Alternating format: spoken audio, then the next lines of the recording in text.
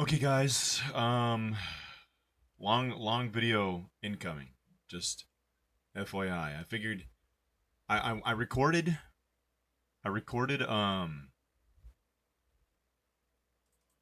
a part 7, and it wasn't until after I finished recording that I realized that the you could not hear my voice at all. I mean, you could hear it, but it was just so drowned out by the game. So I wanna redo it, but I figure let's just go ahead and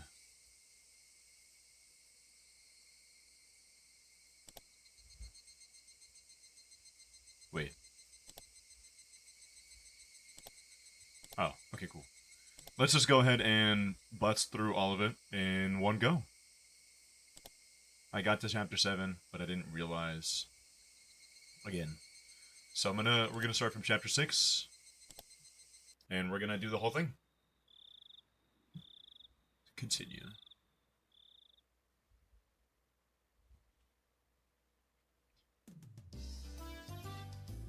Good morning. Nice job yesterday, Kei-chan. You didn't do so badly yourself, Mion. Yesterday was fun. Oh, that's right. Kage-kun, thank you very much. For Mr. Bear. I'm glad you like it. Don't use it as a pincushion, though. I wouldn't. Still chatting happily, we entered the classroom. But the moment I stepped into the room, a splashing sound and a nasty sensation. It was a bucket filled to the brim with water, and unfortunately, my foot stepped right into it. My now, how diligent of you to mop the floor this morning. Clump, clump, clump. Oh, I'd said that 4 times. Whip, whiff. Ah, Keiichi-san flicked my forehead. You should set a more brutal trap next time. Seeing that, Reina began to swoon as Mion looked on dejectedly. Everything was the same as always. Everybody was there, and nothing felt out of place. The uncertainties I'd had in the back of my mind since yesterday had vanished. What is it, Keiichi-kun? Didn't get enough sleep, maybe? Maybe? I slept like a log, but if you want, I'll do a reenactment during class. You shouldn't do that. Mion alerted us that the teacher was coming, so everyone shuffled to their seats. Good morning, everyone. So, yesterday was the festival. Thank you to all the people who stayed until the very end to help clean up. We were all slackers, so none of us actually helped clean up. Actually, I had a feeling that the only thing we did was run around the festival and cause a ruckus. Okay then, this time of year, you might see some people here from out of town doing interviews about the festival for magazines. I thought it was the usual stuff, so I was going to tune it out. But then I noticed a different tone in her voice and started paying attention. Excuse me. You may be asked questions. Please don't say anything silly or something that can be taken the wrong way. Do you understand? In unison, everyone replied, yes, ma'am.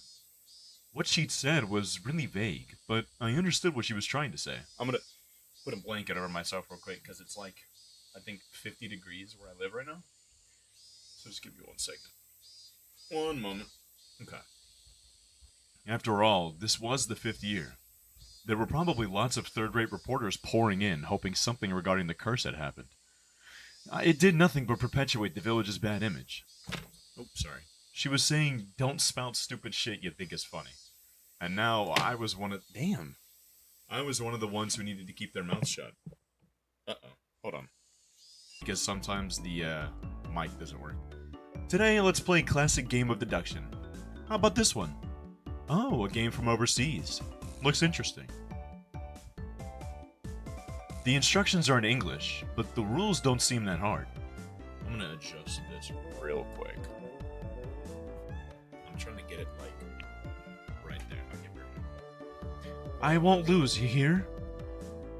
I'm not too bad at this game. It seemed that Reina didn't handle this kind of game very well. The rules are, the person who can match the murderer, weapon, and the scene of the crime wins. There were 3 kinds of cards comprised of suspects, weapons, and locations. I could see that the names Mion, Rika, and were written on the suspect cards. Oh, a card with my name on it as well. There are plenty of different weapons too. Knives, axes, and poison. The locations are pretty nice too, like the living room, the study, and the courtyard. So basically, you take out one of each of the cards. These are the answer cards. So we shuffle the remaining cards and hand them out. We ask each other about the cards and figure out the right ones. Oh, sorry, you can see Teto on the side of the screen. Let me double check again at my... Okay, perfect. Wait, okay. Then, you raise your hand as if you know the answer. The game ends and we all check if the answer is correct. If you're right, then you get a point. If you're wrong, then you lose a point. Since the game ends if no one gets it right, all the cards are gathered up and redistributed.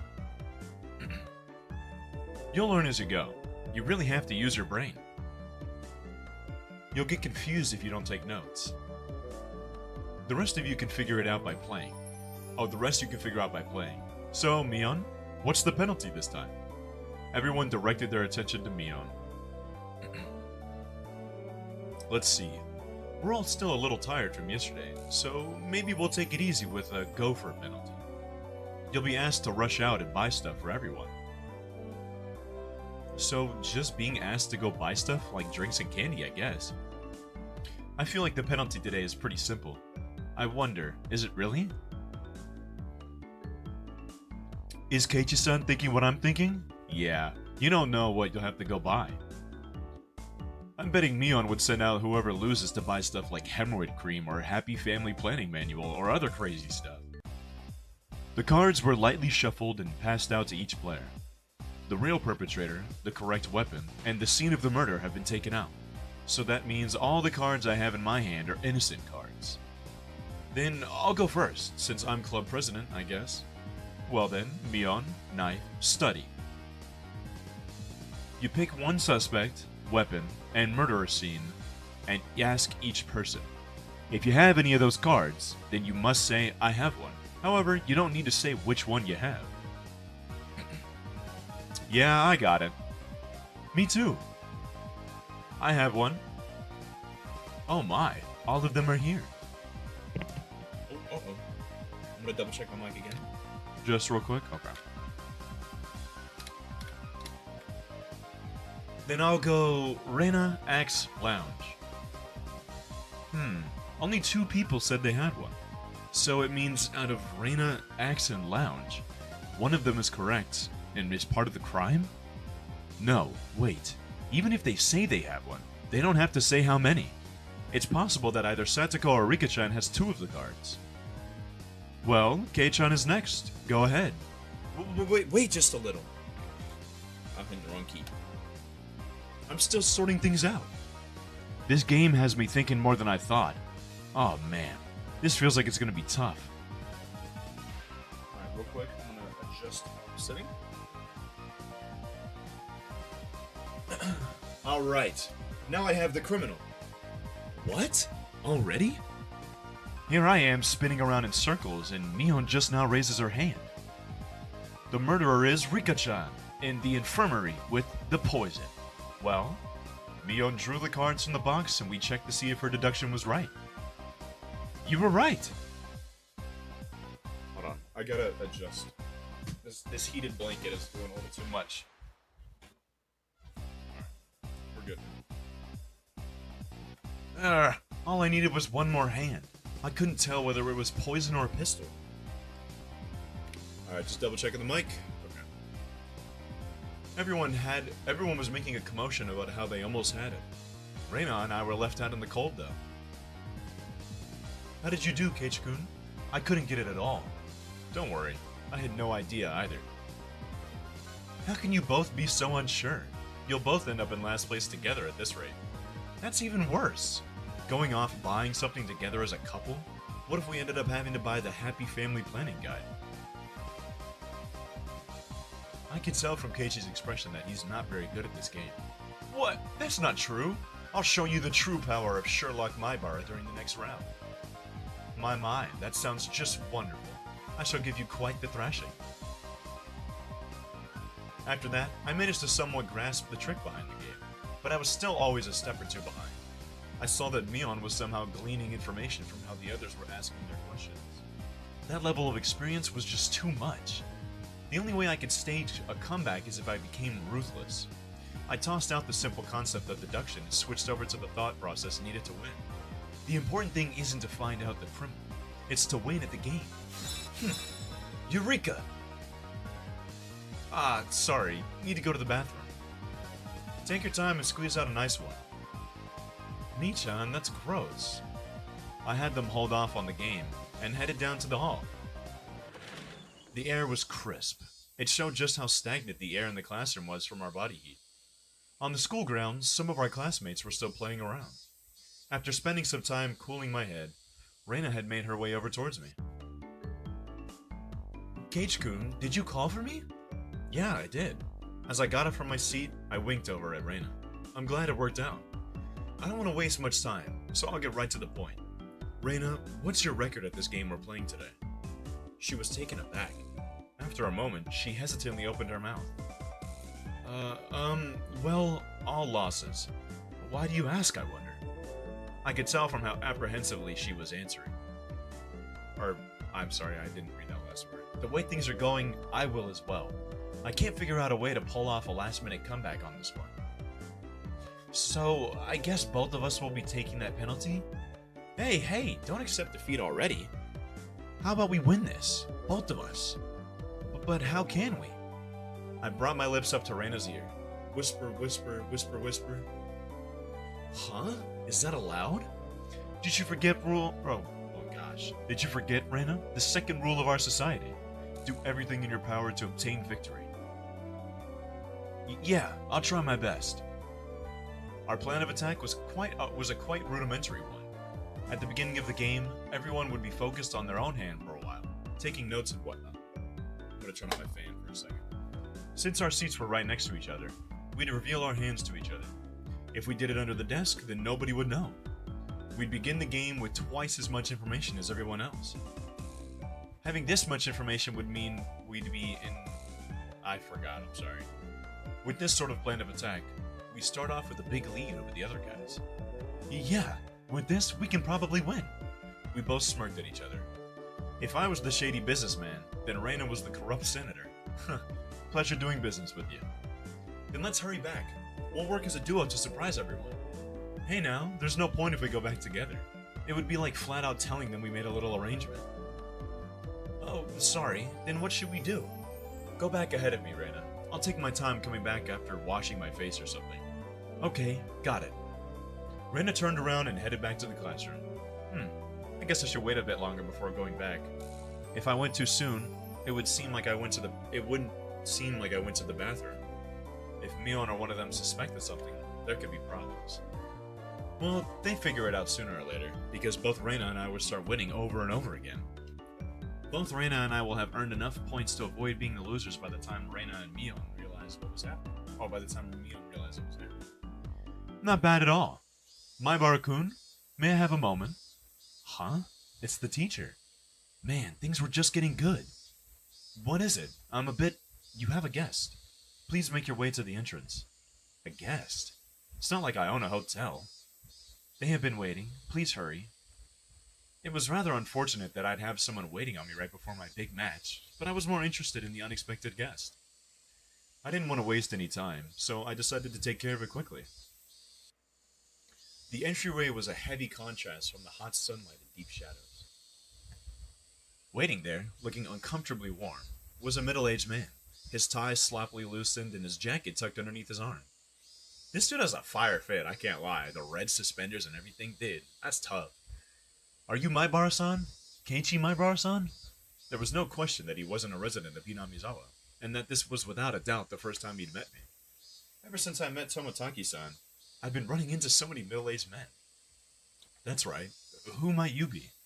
I have the AC on in my car. Let's talk there. It's a bit hot here, don't you think? The man, completely ignoring my question, pointed over to his car parked near the gate and began walking. You've got to be kidding me. I had no intention of going along with some geezer I didn't even know, and he was asking me to get in his car with him? I'm not going to bite. Come on now. He opened the back door of his car and called me over. I didn't like this old man, but I wanted to know what this was about, even while knowing that conversations that start out like this have never led into anything good. The inside of his car was pretty cool. Cars with air conditioners were supposed to be a luxury. My dad didn't have one in his car, at least. Please let me know if it's too cold for you, okay? I have a habit of cranking it all the way up. So, what business do you have with me? Out of spite, I decided to ignore his remark in the same way he did to me and started my own line of questioning. He pulled out a notepad from his pocket and took out a picture that was stuck between the pages. On it was the face of a pretty goofy looking guy. If you know anything related to this individual, then please tell me. Who the heck is this? I doubt even his close friends would be able to recognize who he was from this expressionless picture that looked like it was taken at the DMV. There were scribbles on his shirt done in permanent marker, starting with yours, my Barasa, and quite a few of your classmates signed as well. Huh? This is Toмотaki-san? There was no hint of his usual unreliable and easygoing personality in this photo. It was an expressionless, half-asleep face. Then, do you know this woman? Even before seeing it, I had a good idea of who it was. I don't remember her name, but she's some lady who was with Toмотaki-san last night. I didn't know what her name was, but I did know she was a resident of Hinamizawa. When was the last time you saw these two? The night of Otanagashi. We spoke. They seem pretty close, I guess. Did anything bother you about them? Anything is fine. Go ahead and say it. Being asked for every little detail is very troubling, honestly. I had a pretty good a pretty good idea of who this guy was by now. Did something happen to them? There was no response to my inquiry. Thus, I replied to that silence in kind. I was pretty sure, no, certain, that this guy was a cop. Then why? Why was he asking about Toмотaki-san? Did something happen to him? More importantly, why me? Shouldn't there have been plenty of other people who knew more about him than I did? The roar of the air conditioner felt unbearably loud. After a long pause, he finally spoke again. You moved here just recently. Isn't that right, my Baro-san? Are you aware, I wonder, about the stories of Oyashiro-sama? My heart began to race. I'm pretty terrible at hiding things. It probably showed on my face. Not at all? If you don't, then that's fine. Well, I have heard of it. Toмотaki-san told me, actually. How much do you know about it? The dismemberment killing, the accidental death, the death by illness followed by suicide, and the lady who was beaten to death. The incidents that always happened the day of the Watanagashi ending in suspicious deaths. I didn't think Toмотaki-san would have kept anything for me. Excuse me. I think that was everything. No, rather, I didn't want to think there was anything more than that. Do you know of that, well, curse, my Bara-san? Excuse me. Feel free to speak openly about it. I don't believe in it. My answer was instant. It wasn't so much that I didn't believe in it as I was on the verge of believing. I wanted to clear away my own doubts. That was the more prominent feeling. Really? Then that's great. Guess you really are one of those city-raised boys. So what if I don't believe? I have friends waiting, so could you get to the point? The man in this picture is dead. My mind went blank. Huh? What happened to Toмотaki-san? It would seem that he died last night. That was the night of the Watanagashi. Do you understand the implications behind that, my Baro-san? Implications? Not any for the cause of his death or the reasons behind it. The real problem was that he died on the day of the Watanagashi. Meaning, this year, the curse of Oyashiro-sama had once again... The death of Jiro Toмотaki is still confidential. You can understand why that is, right? I didn't want to understand why. Please tell me what happened. It was rather peculiar. It might be a little too graphic for someone born and raised in Hinamizawa. It was a roundabout way of saying it, but it caused me to doubt whether or not I wanted to hear the rest. I would only regret forcing myself to learn of something I shouldn't. Or at least that's how I figured I would feel if I listened to the rest. One of our patrol cars discovered the body on the way back from security detail at the festival. It was late, about 5 till midnight. The location was, you know where the road into town becomes paved, right? Down past the slope? On the shoulder around there. There were a few streetlights on that road. Its pitch black darkness was only broken by the lights of passing cars and the moon. It was a stroke of luck that Toмотaki-san was spotted collapsed on the shoulder of the road. Tomataki-san was face down, covered in blood. Blood and muck covered the asphalt. We thought it was a hit and run at first, but when the officer checked to see if he was still alive, he quickly noticed something abnormal. His throat had been ripped open. From a knife or something? No. Nails. Nails? As in fingernails? With those, he clawed through? From the coroner's report, it was revealed that it was with his own nails. Huh? What does that mean? Basically, it means it wasn't a murder. It was suicide. Tomataki-san was... Oh my gosh. Tomataki-san thought there was a reason to tear open his own throat? As hard as he could with his own nails. Tore through the skin until he started to bleed. And even then, Tomataki-san didn't stop. He continued clawing. With enough intensity that it could have peeled off his nails, still clawing. Still clawing. Then, as his nails reached those vital arteries that you should never damage, he continued clawing. Blood splattered on the ground around him. As he bled, while gasping for breath, he collapsed. His body spasmed, and he died in agony. We thought drugs were to blame, but nothing of that nature was detected. But this was a suicide? I'd never heard of such a thing. I'm gonna check my microphone. If this wasn't a mysterious death, then what was? The way he died, in these 5 years, his death most resembled that of a curse. As if to show both myself and Tomataki-san, who proclaimed there was no such thing as a curse, that we were wrong? There were a few more suspicious details. From his body chemistry, perspiration, epilation, and so on, we concluded that he was in a state of hysteria right before his death. That was a given. It's hard to believe someone could be in a sound state of mind while clawing out their throat. I'm gonna adjust the blanket on myself real quick. Wounds on his hands matched the discarded piece of lumber found nearby. There are traces of where he struck trees and guardrails within it. Tomataki-san's blood was found all over the place, meaning that while tearing at his own throat, he was swinging around a piece of lumber. There were external injuries, which were not self-inflicted, discovered on Tomataki-san. There is a high probability Tomataki was assaulted. The external injuries suggest there may be multiple suspects. To summarize, Tomataki-san was surrounded and attacked. While wandering the night roads in a state of panic, after being cornered, he picked up a piece of lumber and tried fighting back. Somewhere in there, he began madly tearing at his own throat, clawing at it. Then, he died. The presumed time of death was around 9:23 p.m., meaning it occurred right after you finished talking to Tomataki-san at the festival. Everyone signed Tomataki-san's shirt, then parted ways. Right after that. Oh yeah, he should have been with a woman. What about her? She's missing. She hasn't shown up to work and hasn't returned home either. Sorry, I was looking at my phone. There's a very high probability that she was involved in this incident. For a while, I could only gaze off into space. I never would have thought that something unfortunate happening to somebody close to me could affect me this deeply. Sorry, I got a text. The time I had spent with Tomataki-san was short, but we went to the same festival, spent time together, and took part in the same competition. He was one of us.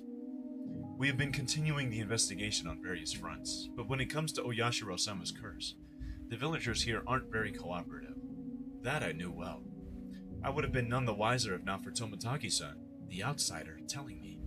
So that's why you came to me? Because I'm not originally from Hinamizawa? I should have been angry that was the reason.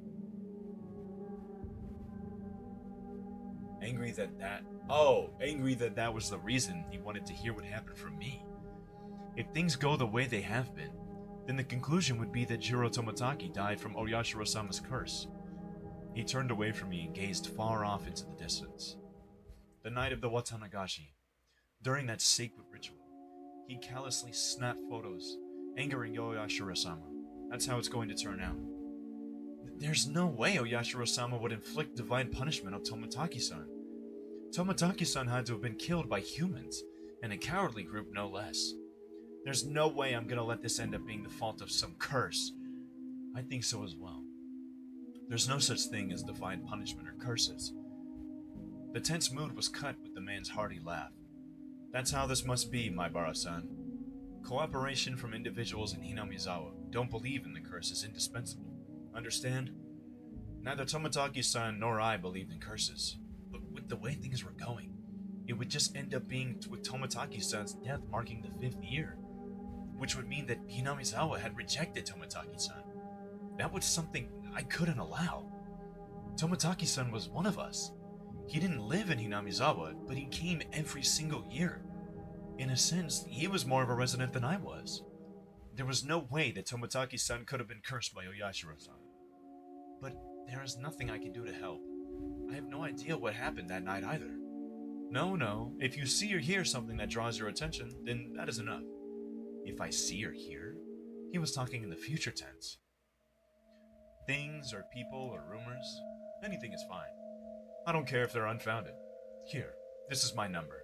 If I'm not there, then just leave a message for whoever picks up. He handed me a piece of paper with his number on it, but I hesitated for a second. If I took it, then whether or not I wanted, I'd be mired knee-deep in this matter. Please help me solve these questions surrounding Toмотaki-san's unfortunate death. That's right. Why was I hesitating? I needed to find the murderer who killed my friend. I snatched up the piece of paper as a satisfied grin spread across his face. Everything we spoke of today is a secret. Please keep this confidential. Understood? From your friends as well. Especially from Sonozaki-san and Furude-san. Please do not inform them. Sonozaki? You mean Mion? Why? Are you saying they have something to do with the incident? With my friends' names brought up so abruptly, and being told to keep it a secret from them, I became rather angry. This is what they call investigative privilege, I suppose. Don't play games with me. Mion is a close friend of mine. I snapped at him, but he didn't seem to especially be offended. Oh, sorry. I wouldn't mind telling you, but it may just upset you. Say it! He hesitated a little. Turning his gaze to the outside of the car, he began to speak after thinking for a bit. There is a possibility that the string of incidents happening here in Hinamizawa are a result of the village conspiracy. I'm going to adjust my chair really quickly to make it more comfortable for myself. I'm going to try to adjust the mic as well. And now I just gotta control. Oh, let me move Tato out of the way. No evidence. Also, each of the cases were resolved and none of the perpetrators had any direct connection to the village. Then, how did you come to that conclusion? Every year, the enemies of the village die on the day of the Watanagashi. Don't you think that's enough reason to suspect something? Only the residents of Hinamizawa felt that the day of the Watanagashi was sacred. So basically, because incidents happened on that day, it was somehow related to Hinamizawa? First it was the dam construction foreman. Then it was a villager who supported it. Those that the village hold a grudge against die one after the other from mysterious causes. The means are different, but in the end the result is the same. Unfounded, unreasonable suspicion. But it couldn't just be shrugged off. So, the victims after that. What about the Shinto priest and his wife's death? They weren't enemies of the village. The villagers had expected leadership from the Shinto priest at the time of the dam dispute. But he wasn't proactive, so there was a faction of villagers who harbored ill will towards him as a result. Ill will? It's not like he did anything bad to the village. What about that housewife after that? Did she die just because she was the wife of the brother of a supporter? That's such a trivial reason to kill someone. And what about Toмотaki-san? He's not affiliated with the dam project at all. Was he killed just because he was an outsider? In the beginning, it fell on those related to the dam project. But as the years went on, the enemy threshold of the victims had become much lower. Well, that's the scary part. The bar keeps getting lower. What's scary about that? It means it's not just the enemies of the village anymore. Just being an outsider is reason enough. Then, next year's victim, they're just going to be picked out of the villager outsider pool? It might be a person that just moved here.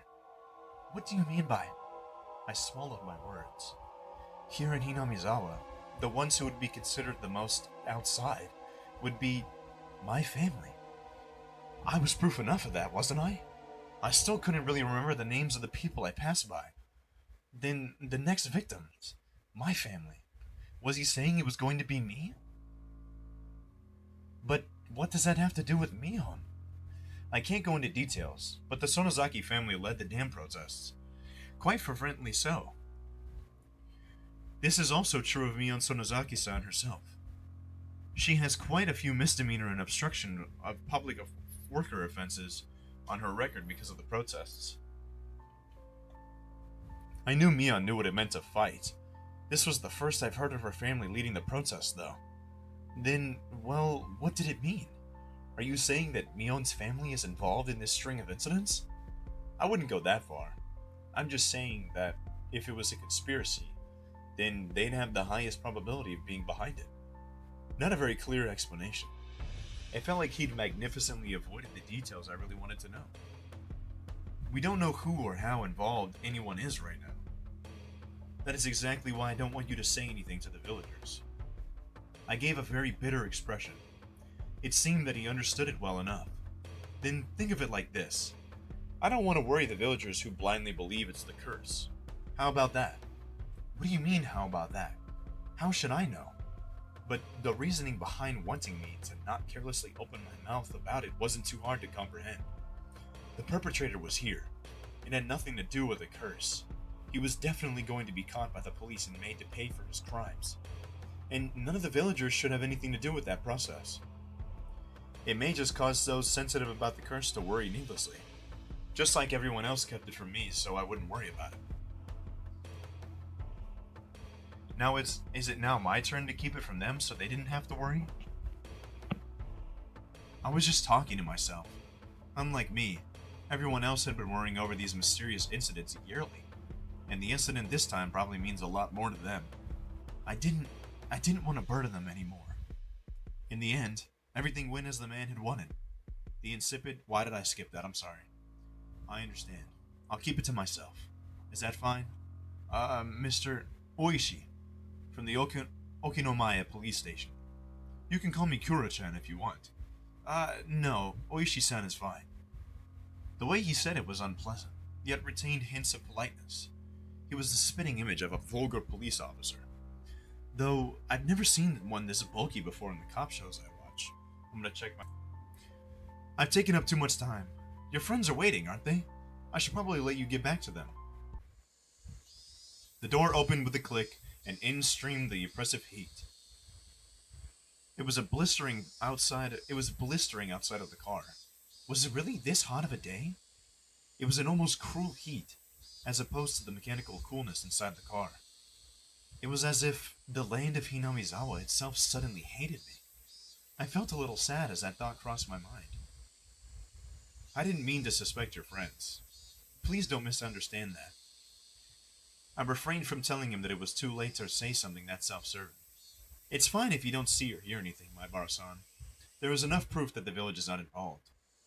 I'll contact you if I hear or see anything, but I'm no detective.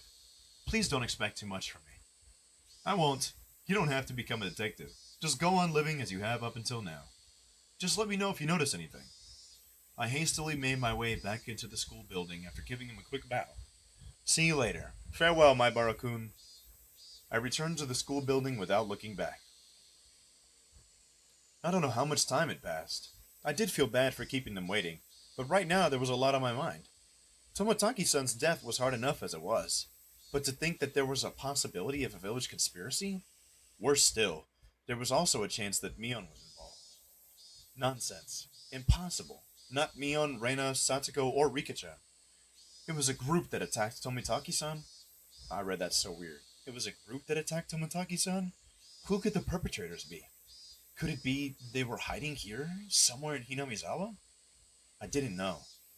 All I could say for certain was that I knew Mion couldn't be the perpetrator. It's me-chan, the perpetrator. Huh? I was startled to hear Reina's voice. With the rope in the, lounge. Wahaha, nope. No! Reina clutched her head while flailing about. Looks like you're just self-destructing over here. Wow. Ah, Keiichi-san, you're quite late. As you may well know, I'm seething with anger. Sorry about that. I was called into the staff room, you see. You were reprimanded for bad behavior? I'm gonna drink my drink. That's a shame. Excuse me. Well, it's been pretty heated over here. Since it's getting pretty late, let's make the next game the last one. If I remember right, I had 0 points. Isn't it pretty much decided that I'm going to be finishing last place? Excuse me, I got a text. Don't worry, Ch.1. I'm at -1 points.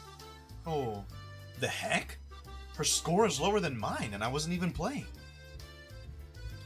This is the final match to decide if the penalty is going to be carried out by Reina alone or both Ch.1 and Reina. Yeah, right. Just let Reina do the penalty by herself. Excuse me. We made a promise, Ch.1, that we would both win. I waited all this time, you know? You know? Excuse me. Sorry about that. I followed my initial plan of showing Reina my cards, but I didn't say who the criminal was and just waited for her to call. I got it! The murderer is me, with the poison at the entrance. Is it? Is it? My, Reina. Quite the quick answer. Another stab in the dark? Oh. Reina's correct. Oh, then it's decided that Ch.1 shall take part in the penalty as well. Hooray! Ch.1, let's both do our best. Yeah, let's do our best. It's my fault, so I have no choice. Then that's game. It's me, Mion Sonozaki, ranked first. In dead last are Keiichi and Maibara, and Reina Ryugu. Everyone applauded and the game ended. The problem now was the penalty. Now then, I ranked first, so I'll decide what you'll be buying for the gopher penalty. What will she make us buy, I wonder? Let's blacklist the drugstore. That was your aim, wasn't it? Huh? I don't have any business at the drugstore. This old man's already got a list prepared for you on this piece of paper. Whoa, there's a lot written here. A lot? Damn it, what was she making us buy? 2 blocks of tofu, shampoo and conditioner, apple vinegar, and fried tofu. The heck is this? It looks more like a shopping list than a penalty. Me was certain she was going to win today. Rule 7 of our society. You cannot refuse any penalty. Here's some money. The shampoo I usually get is Fruit Fable. Thanks. This is just your grocery list. I promised myself that if I won next time, I'd make her go buy hemorrhoid cream. Alright, and that's chapter. Okay, I'm gonna take a break. I'm gonna go get food because I'm lightheaded. And then we will come back. Okay. I went and ran a few errands. Now I'm ready.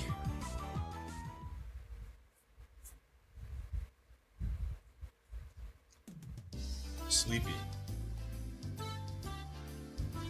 Whoa. That was a really big yawn, Ch.1. I'm usually awake once it's time to eat, but it doesn't look like I can do it today. I was watching TV until late last night, so I'm tired right now. Was one of those raunchy TV shows you loved so much on last night? How extremely vile. Don't jump to conclusions. It's perfectly normal for boys, nothing to be ashamed about. Rika not patting my head only made me feel worse. Could you just let me pass out this lunch break? No, seriously. Ma, you think I would just sit here and allow that? I'll get really angry if you disturb me. Really angry. Yawn.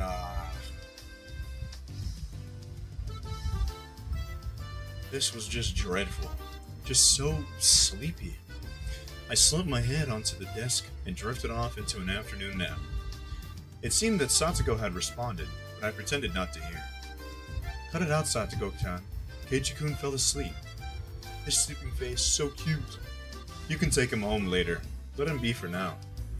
Let's move over there. It'd be rude to Keiichi if we bothered him now. Rika-chan is a really good girl. Let's not wake him up even if the teacher comes back. I take that back. The excuse that I didn't sleep much last night because I was watching TV was a lie. I gotta. Okay. Sorry, I got a text. I was in bed at the usual time, but because of the conversation with Oishi-san that afternoon, I didn't get much sleep. Just spending the day like this, it's almost as if the incident with Tomataki-san didn't happen at all. It made me think, was Oishi-san trying to deceive me? But it was probably the truth. One thing was certain, I couldn't speak to anyone about it. He wanted my assistance, but I really didn't know anything about it. If I knew I wasn't going to be of any help, I probably wouldn't have listened in the first place.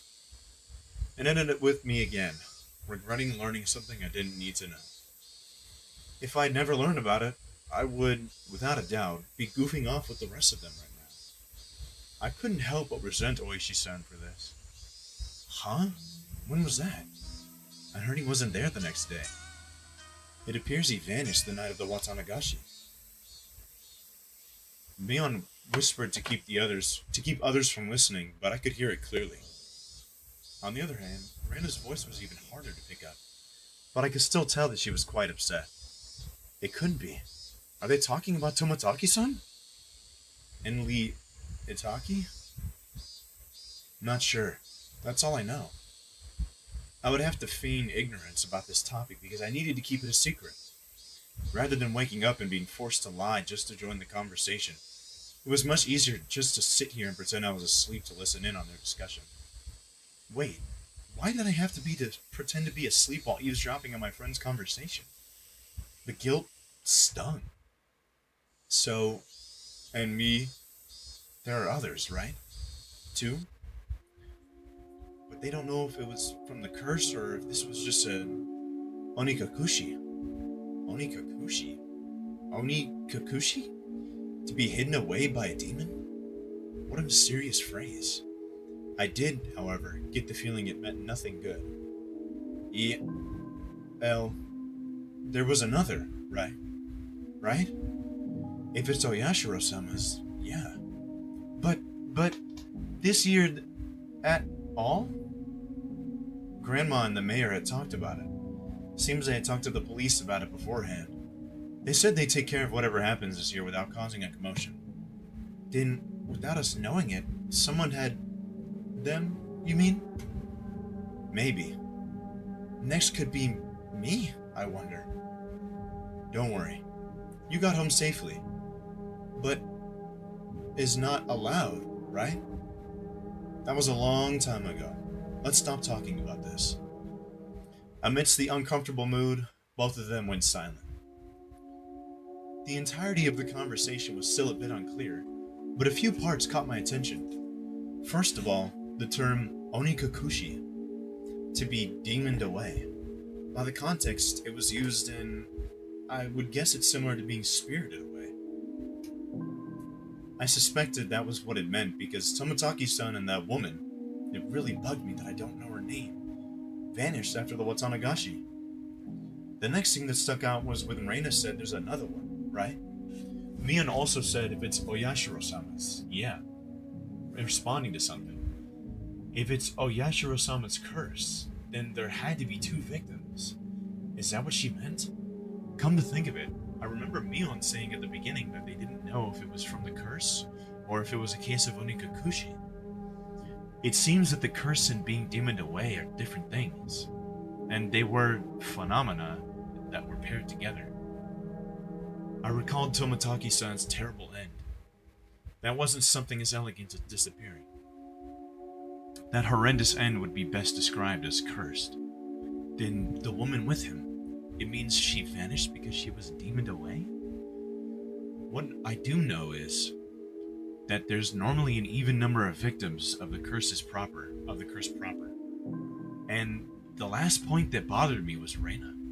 Reina was frightened. For what reason, I didn't know.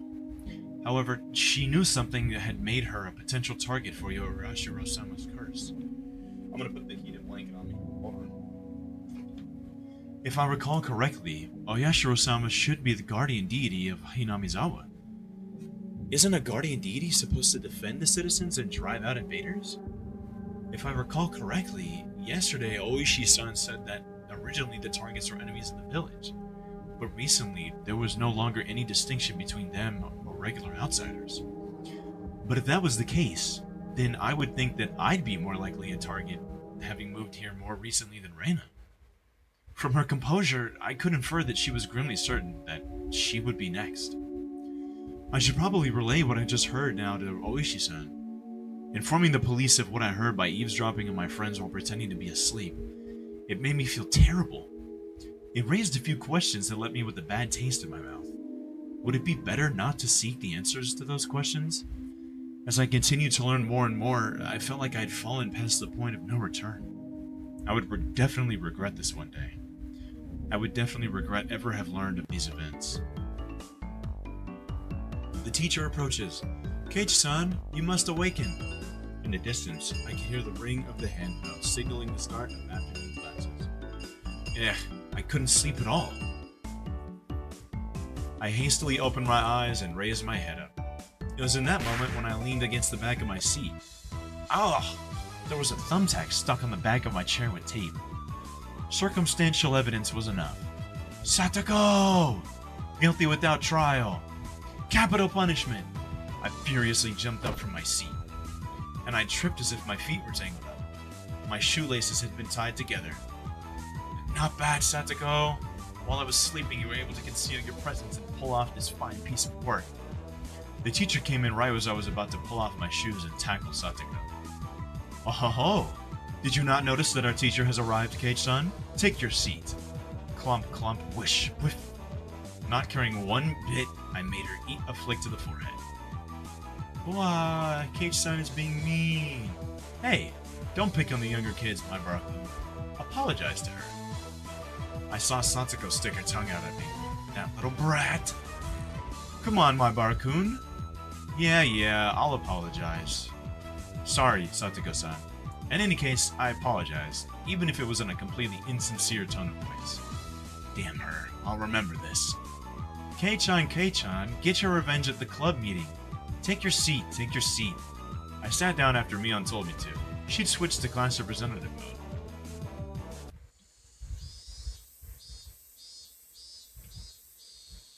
I'm hitting enter, but nothing's happening. With the boring classes finished, school was finally over for the day. Now then, what should we do for our club today? Personally, I would like to play that deduction game one more time. I was hardly able to play it last time because of Oishi-san. Reina and I weren't even able to test her strategy. That's right. Today, Kage-kun and I will be victorious. What should we do? We've never played the same game 2 days in a row.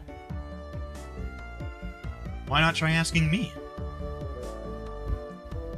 Mion looked over her shoulders as we made eye contact. She slowly tapped her palm with her fist as her face suddenly lit up. Oops, I completely forgot. I need to go help my uncle today. Sorry guys, not today. Helping your uncle? Aren't you a little goody two-shoes? Sorry, really. I really did forget. Well then, sorry guys. This old man's heading back home now. Mion left us with that and rushed off to the exit after snatching up her bag. You see, Michan, she sometimes goes to help out her uncle's shop in town. Oh, I thought she wasn't the type to get caught up in such bothersome stuff. She said that she gets paid for it. It's quite a bit of spending money from what I hear. I see. She was able to pay for that mountain of games with what she saved up from there. But wouldn't you call that a part-time job? Isn't that against school policy? There's a clause that states family businesses are excluded. Is that what she's calling it? So what now? Pass on the club today? So we're done today, I guess. Won't it be fine even without the club president? Let's do this. I opened the club locker and began searching for the deduction game from that ever-growing pile of games. Ah, here it is. The deduction game from yesterday. Man, I had to stop just as I was getting the hang of it. At the very least, I wanted to repay Satoko for what she did during the afternoon break. I do not mind, but is that fine for Reina-san and Rika? If Kage-kun wants to so badly, I wouldn't mind playing for a bit. I think It's better if we do it when we have everyone together. When she says it like that, I wanted to go shopping if there isn't a club meeting today. Going to buy soy sauce and other things. Oh, that's right. I completely forgot. Well, I guess since it's been a while, I should go treasure hunting. What's this now? Everyone was no longer in the mood for club activities. If I kept on trying to push the matter, it may make them realize I had a trick up my sleeve. Well, I'll give up this time. Man, I really was looking forward to playing it. I shuffled through the cards as if I was still caught up on it. At the next opportunity, I shall give you a sound thrashing. Oh. The murderer is Satoko. The murder weapon is the pistol. It was you after all. Well, what did you say? Then I'll just... Satoko looked through the cards on the desk and stuck out 3 of them at me. The murderer is Keiichi, in the lounge with the rope. I don't need no rope. I'll just strangle you like this. No, Keiichi-san is such a beast. Phew. Well, I guess it's good that I got that out of my system. Well, I'll remember this, Keiichi-san. She was used as a plaything for quite a while. How unfortunate. Who's texting me, bro? Ah, cute. Everyone got ready to go back home. I also helped gather up the scattered cards. I suddenly paused. They were just the suspect cards, but I noticed something strange. Excuse me. Reina, Satoko, Rika, Keiichi, Mion. Satoshi?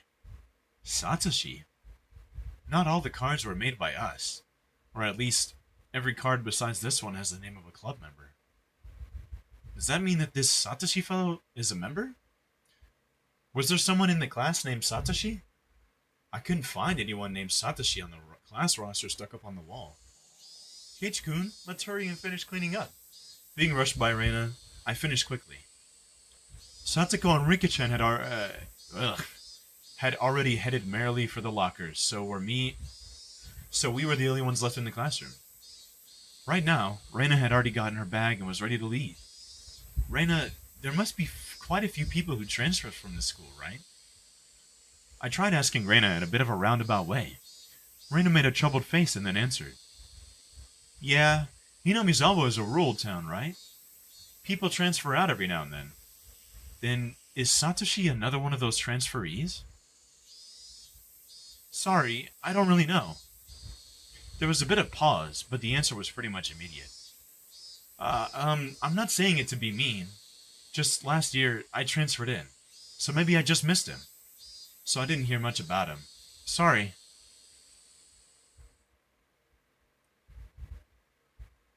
I'm not sure. Sorry. Sorry, I spaced out for a second. Her answer was a lot like when she refused to tell me about the murder at the dam.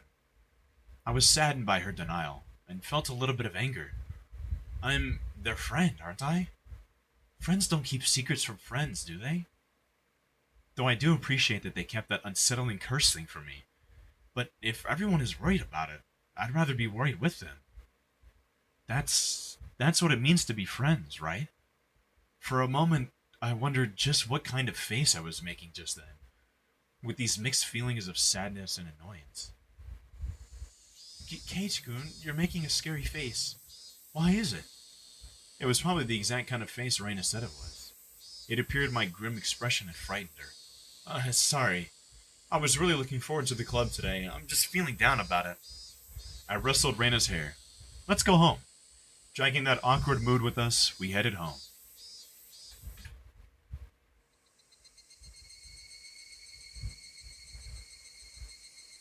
I wonder why.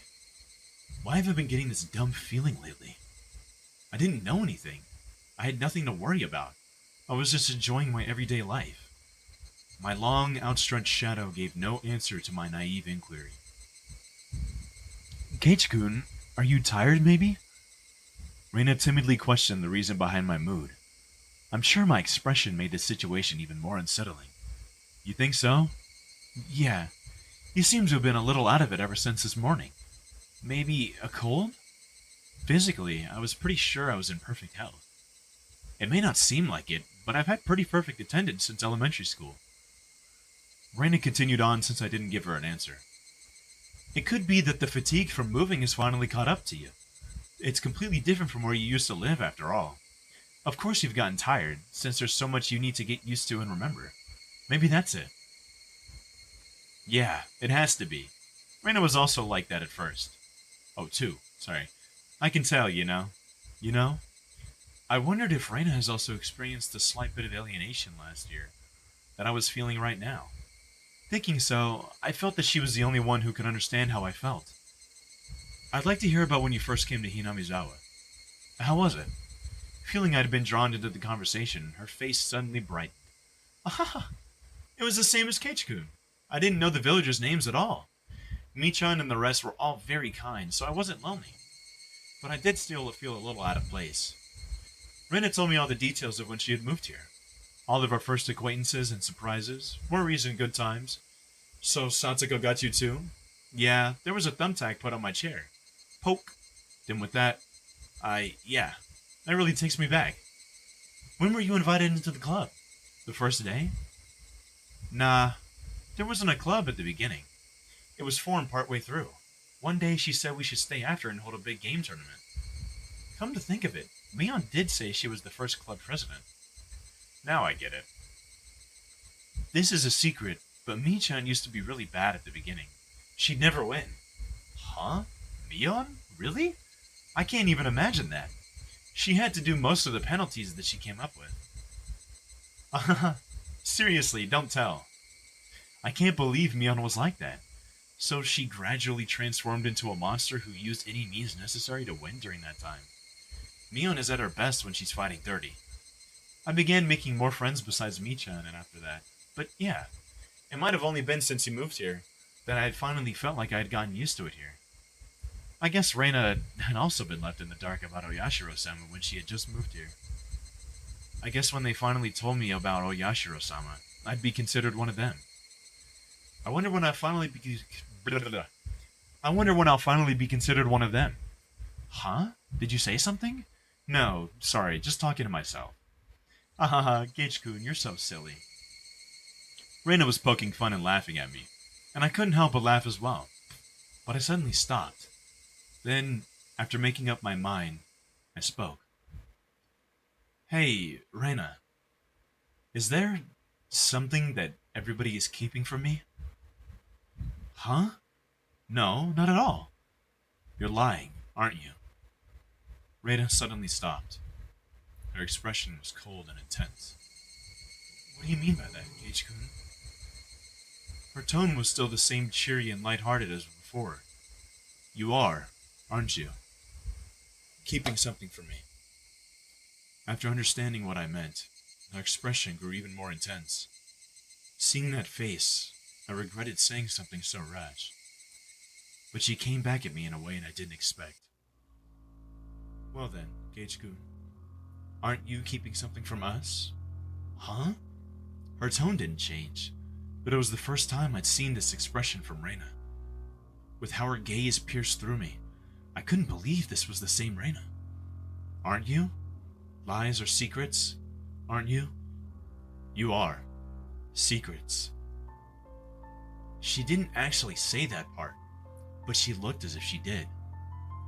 The incident with Tomotaki-san, and how I felt alienated from the group. Even without having to think about it, there were things that I knew I felt guilty about. But I didn't tell everyone about what happened with Tomotaki-san to be considerate. I was keeping it a secret just the same way they didn't tell me about Oyashiro-sama. Then, aren't we even? No, I'm not. No lies. Nor secrets. Liar. Her answer was instant and shook me. Reina stared as if burrowing through me, watching me like a hawk. Why would you say I'm lying? Didn't you say you were called into the teacher's room yesterday during the club meeting, Keiichi-kun? I know you didn't go to the teacher's room. I swallowed hard. It clearly wasn't a bluff. She knew what happened. The teacher said you had a guest, didn't she? But you didn't talk at the entrance. You talked inside of the car near the school gate. With some man we don't know. Reina knew everything. She knew that I was called out by Oishi-san, and that I had heard about the incident with Tomotaki-san as well. Did she know all of it? Exactly who was that man? I don't know him. Why did someone you don't know have business with you? I want to know that myself.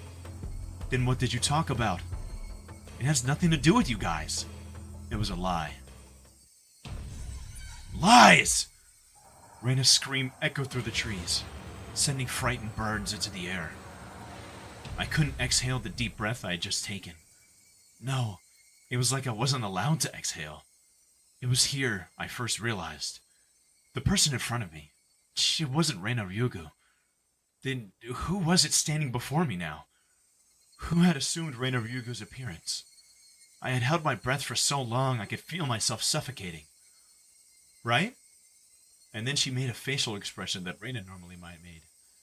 It didn't matter that it was Reina's usual smile. It chilled me to the bone. She drew closer to me. I felt her breath against my face. It wasn't the least bit exciting. Whoever this was with Reina's face was going to chew my nose right off.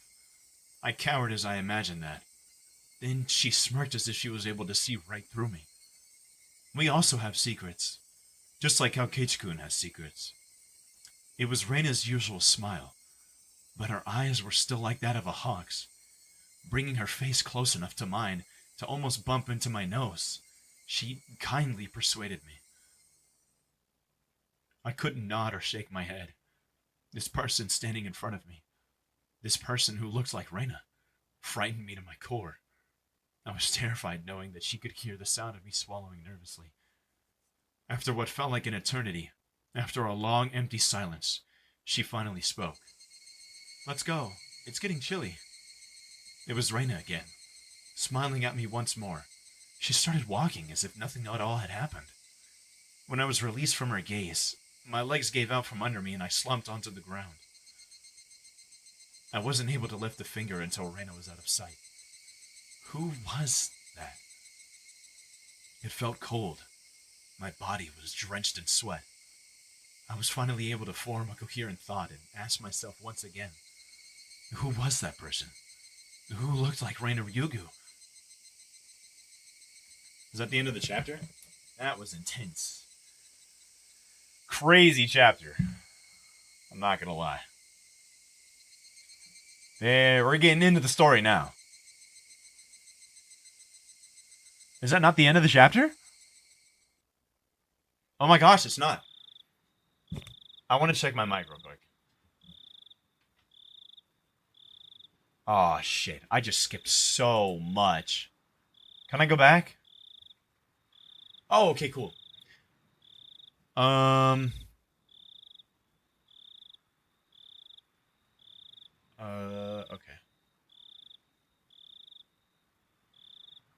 Okay. I was so out of it and couldn't bring myself to do anything until dinner, except stare blankly into space. Was I terrified of Reina going off on me? No, that's not right. That was someone else who only looked like Reina. Then who could it have been? It was a dreadful feeling, knowing that was someone else, not Reina. So tomorrow I shouldn't have a problem talking to Reina like I usually do. That thought was strangely comforting. Excuse me. I concluded that I should just calm down and clear my head, though those thoughts continued swirling around in my mind. Finally, I returned to my senses as I heard my mother calling out to me from the bottom of the steps. Keiichi, it's a call from the bookstore. Can't think of why they'd be calling me. I went downstairs and picked up the receiver anyway. My apologies for calling so late at night. It's me, Oishi of the Okinomaya bookshop. Oishi-san? Oh, it's Oishi-san. Sorry. Since your parents picked up, I said I was from the bookstore. It puts people off when I say I'm a police officer. Oishi-san was, in his own way, rather courteous. Even so, I didn't want my parents hearing me talk to the police. I brought the cordless phone with me as I dashed back up to my room on the second floor. Sorry for calling so late. That phone number on the piece of paper I gave you yesterday was the old number. My apologies. Can you copy down the number I'm about to give you? Oh, yeah. Okay. He gave me the number for his direct line as I wrote it down. I thought that was the end of it, but he began making pointless small talk, and it was pretty hard to hang up. So how's it been, my Baro-san? Did anything strange happen recently? I see. This was the real reason. He really beat around the bush there. His adult conversation skills left me slack-jawed. Are you from around here, Oishi-san? Yeah, I am. Born and raised in Okinomaya. If he's from around here, he might know. Oishi-san, do you know what this Onikakushi thing is about? I believe that's when somebody suddenly vanishes because they've been abducted by a demon. It's a special saying from around here. It has the same meaning as spirited away, like everyone else says. Whereas my friends would say they didn't know when I asked, this older man gave me a direct answer. It made me a bit happy that he answered me directly without trying to hide anything. Hinamizawa was, not sure if I should tell you this, Maibara-san. Don't try to play this off. If you're not going to talk, then I'm not going to tell you anything. No. That's not what I meant. It's just, it may make you feel bad. You see, long ago, Hinamizawa was feared as the village where demons reside. Demons? By demons, you mean those pitchforks carrying things in hell? More like human-eating monsters. They'd go down the villages, snatching people up and gobbling them down. That kind of tale. Demons snatching up people is what this Onikakushi really means. They said that the curse and being demoned away happened together. What does that mean? I already knew about the mysterious deaths happening 5 years in a row, but I didn't know there were people disappearing for those same 5 years. The curse and being demoned away happened together? First time I've heard of that. Is that how it is, Maibara-san? That's what I want to know. I heard Reina and Mion talking. They said it was really Oyashiro-sama's curse. Then both the curse and demoning... Then both the curse and demoning away would happen. Oishi-san began hemming and hawing at the other end of the receiver. Maybe something about that came to mind? Maibara-san, do you know the first incident? The murder by dismemberment? Yeah. One of the 6 perpetrators is still on the run, right? Hypothetically, what if he isn't on the run, but was demoned away? Huh? It was an outrageous hypothesis from Oishi-san. The incident 4 years ago was the particularly ghastly one. The police already knew the perpetrators, so they posted tons of wanted posters with his face on them. They stalked out various locations and investigated every possible... Oh my gosh. I'm so sorry. But for 4 years, I think I missed something, I don't know. They staked out various locations and investigated every possible escape route he had. But after 4 years, there wasn't even a hint of where he might be, unless the police were completely incompetent. Even if it was an outrageous hypothesis, I couldn't simply laugh it off. Then what about that incident the next year, when the man who supported the project and his wife both died in an accident? Well, actually, it was only the husband that died in an accident. His wife's body never surfaced. Unless we find the body, then it's considered a missing person by law. At the time of the incident, with the river below the cliff being muddy rapids, the police divers had searched every branch off the main stream of the river for dozens of miles, but in the end, they weren't ever able to find her body. But that's just them not being able to find the body. She's still dead, right? Isn't it different from her being demoned away? We cannot say someone is dead without their body. Until a certain numbers of years pass, by law she's treated as still alive. I'm not sure if it was the right call to call that... I'm not sure if it was right to call that being demoned away. The wife is missing. At least that part was reality. How about the 3rd year? The Shinto priest died of illness, and his wife committed suicide? Maibara-san, that's actually the exact same scenario. The wife had supposedly thrown herself into the bottomless marsh deep in the forest around Hinamizawa, meaning it's all circumstantial evidence. They simply found her suicide note in front of the marsh. A diver was able to recover a few remnants, but they weren't able to find a body. The investigative headquarters believed that she had faked her death and was still alive somewhere. I'm not sure if we could call these cases as being demoned away. It's just as you said. Every year, one person goes missing. The incident this year, the woman with the Tomitaki-san has gone missing. Then, what about the incidents with the housewife beaten to death? Who went missing? I believe the perpetrator was caught, right? Yeah, we arrested him. He was just a miscreant with a record of narcotics abuse.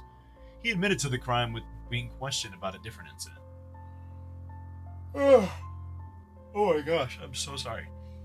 But, well, you see, after he was arrested, a child from the victim's home went missing. It's still under investigation. Oh, I got a notification. 1 second. Oh, that's me. Hold on, I'm gonna pause this for a second. Are those jokes? What was that? Dimension Guardians. I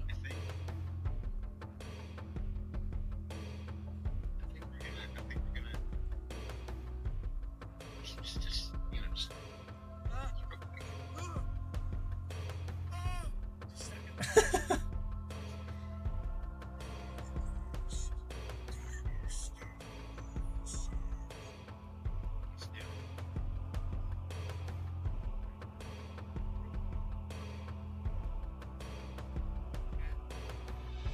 Three, two, one.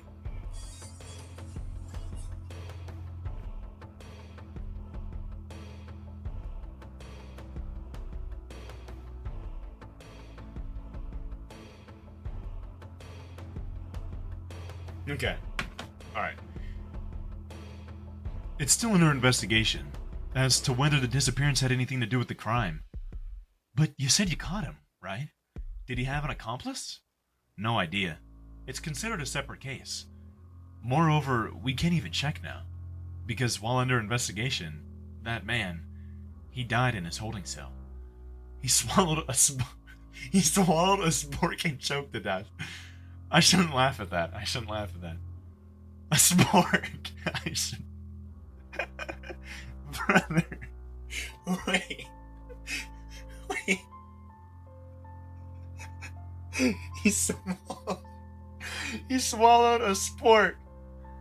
He swallowed a spork, bro.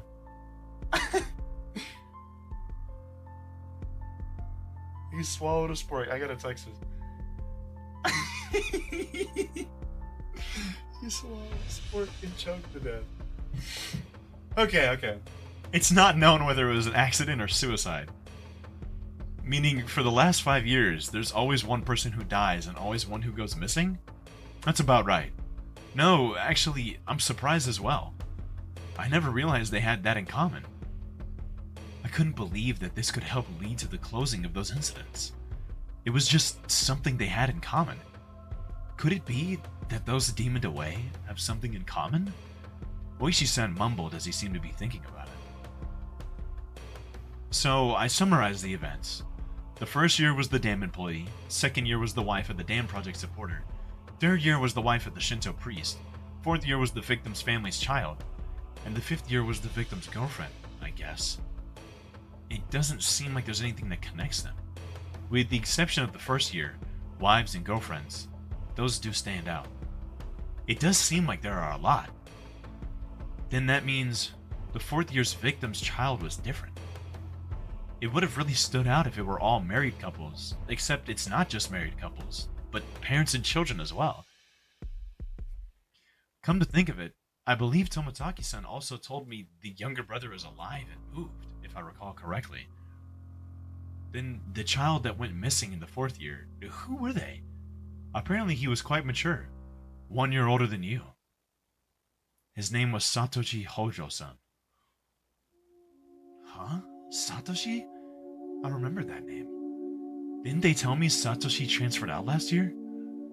He was at your school up until last year. Didn't they tell you anything about him? Come to think of it, when I transferred in, I believe they said my seat belonged to a recent transfer student. Then, where I sat, once belonged to the one who was demoned away? It was his seat? I recalled the cold sensation that came from that desk. It made my hair stand on end. The string of mysterious deaths. No, Oyashiro-sama's curse. I now knew how it was connected to me. That chilling sensation. It was the feeling of Oyashiro-sama caressing the back of my neck. Oyashiro-sama's curse, huh? Could Oyashiro-sama's curse really exist? In all honesty, I was beginning to believe it, and I was scared. That was why I wanted to say it was a plot crafted by a man, and not the work of a curse. But the more I dug into it, the less likely that seemed. No, the more I dug, the more mysterious it became. If I kept digging, eventually, I'd reach the point where I'd learn something I really shouldn't know. To be either none the wiser or seek an answer I may regret. Which one would I be happier with? Maybe it'll be me next time. My execution could only be delayed for 1 year. That was when I remembered. Reina. Reina said she may be the next victim of the curse. You mean Reina Ryugu-san? She transferred in last year and she's your classmate, isn't she? These incidents really might be a bit too disturbing for a girl. She's not just scared, is she? It wasn't that. She said it might be her next. She said it in a way that made me think she had a concrete reason behind it. It felt like she was convinced, almost as if, you could say, she was frightened. Her sudden change in demeanor, that someone who looked like Reina, but wasn't Reina. That might be unrelated. All the strange things that I felt from Reina today came back to me. I see. Then I'll be doing a bit of investigation on this end. Please continue your observations of Ryugu-san, Maibara-san. Are you asking me to keep Reina under surveillance? That's not what I mean, Maibara-san. I just want you to watch out for your friend so she doesn't end up the next victim. At that moment, just as my mouth was agape because I was so impressed with his mature, clever way with words. Knock, knock. A sudden knock at the door sent my heart racing. In an instant, I had pointlessly covered up the end of the receiver. Keiichi, get the door, please. On the other side of the door, I heard my father's oddly upbeat voice. What could it be? It's so late. Sorry, my dad just came in. Can we leave it at this for tonight? Yeah, my apologies again for calling so late. If you find out anything else, please let me know. I'll tell you if I make any progress on this end. Well then, have a pleasant evening. Keiichi, hurry and open up. Daddy's got his hands full. What is Dad doing? Sorry, I felt a little questionable saying that. Why does that have to be a weird word? Let me think about that. Why does that have to be weird? That's a dad talking to his kid. I'm going to say it again with confidence. Keiichi, hurry up and open up. Daddy's got his hands full. What is Dad doing? I had stayed in the same position while on the phone the whole time, so my joints were aching. When I opened the door, I saw my father was standing there with a tray. On that tray, cookies and 2 cups of black tea. A fairly fancy spread for our household. There was even sugar and lemon slices on the side. Everything you can ask for. This was quite the show of hospitality. What's going on, Dad? What's all this for? Come on now, don't play around, Keiichi. I'm coming in. Dad was in high spirits and had a smirk on his face. But for my entire life, I've never seen him act this hospitable. What had gotten into him? So, what were you talking about? I jumped. It's not something I had to keep from my father. But how could I explain to him I was talking to a detective? I'm assuming he was. This late at night. Nothing much. Just a friend. I don't mean the phone. She was here, wasn't she? Reina-chan.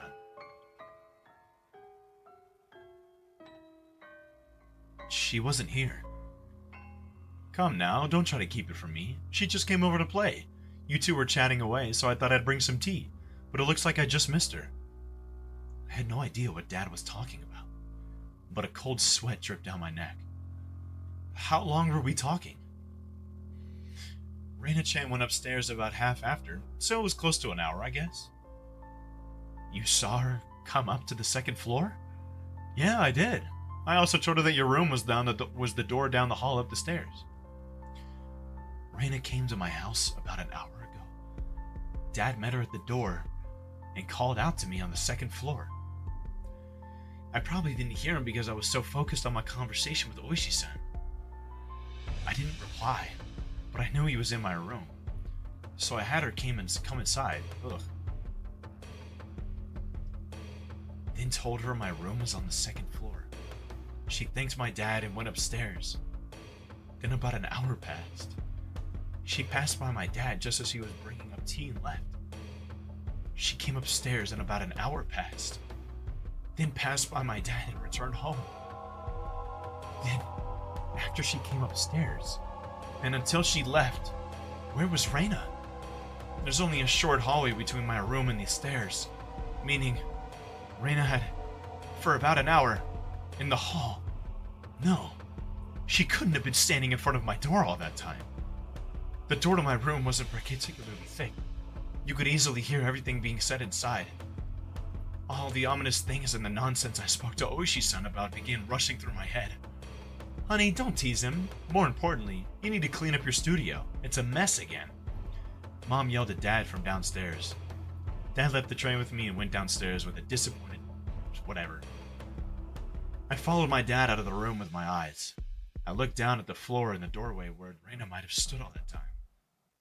Just now, I was talking to Oishi-san with my back turned.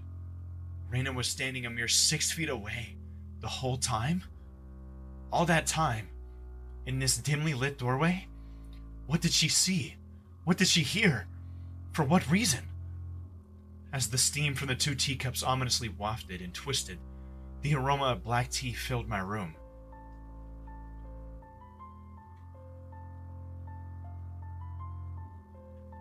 Is that the end of the chapter? Damn.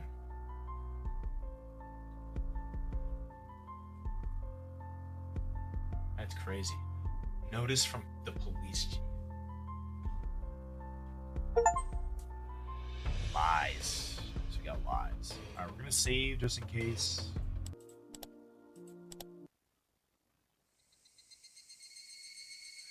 Alright, I know I said that I was gonna just finish off the series here, but we did 2 chapters, and I do have some other stuff that I would like to be doing today.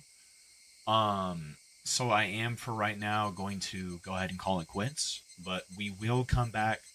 If you guys like the double chapter style, let me know, and we can keep doing double chapters until we're over. But if you guys like just 1 chapter at a time, let me know, and I can keep it back that way. But yeah, I hope you guys enjoyed, and I will see you next time.